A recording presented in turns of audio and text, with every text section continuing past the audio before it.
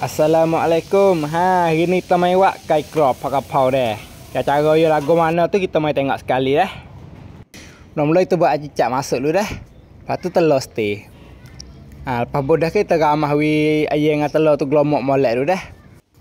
Agak rata-rata dah kita ambil gelomok dengan tepung wak goreng ayam tu dah. Pen hot crop dah. Masa malin tu tak ingat panggil bahasa panggil gopo dah.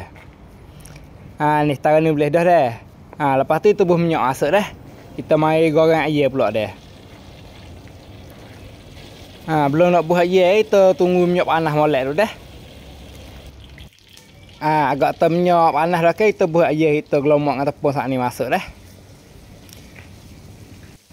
Kucai-kucai dia sikit dah. Balik dia lah, yang tak balik dah. Lepas tu tunggu ayam tu garing tu dah. Nampak garing dah ke, kita kek naik, kita sejap minyak je dulu dah. Kalau pergi nak terawak menu ni boleh dah. Kalau tak faham mana boleh lah komen tanya. Lepas tu kita mari potong ayam pula dah. Potong agak ambil lah, jangan besar sangat, jangan halus sangat dah. Ni kita buat kodap saninya dah. Agak boleh dah ke, kita buh minyak masuk. Lepas tu bayi putih lada. Kita tumis bayi putih lada tu masak dulu dah. Taruh ni boleh dah dah. Lepas tu kita buat air masuk sikit. Kakak je ke, sakal dalam 2 sudu kita bakar dah. Becing sikit ataupun suka hati dah. Cicak dalam 2 sudu.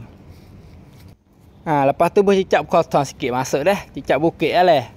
Lepas tu cicak hitam sikit masuk. Lepas jangan lupa bosak cirai atik dah. Kucai-kucai kakak kata molek ke, serang cak tengok dah. Kalau rasa sedap dah ke, kita buat ayam kita masuk. Lepas tu daun pakai pau ataupun daun lasih lah. Kalau tak ada daun pau, buh daun hurufah tak apa dah. Ni kita capur sebab kita tak ada daun ke. Gau-gau yang rata molek dah. Ni setara ni boleh dah dah. Lepas tu boleh akik buh pinggir dah. Kalau pergi kena menu ni jangan lupa tekan like, tekan share bagi kok sayang-sayang dah. Lepas tu jangan lupa tekan tiktam tak dah. Ni tak payah ni cara-cara je buat dah. Boleh kita try dah.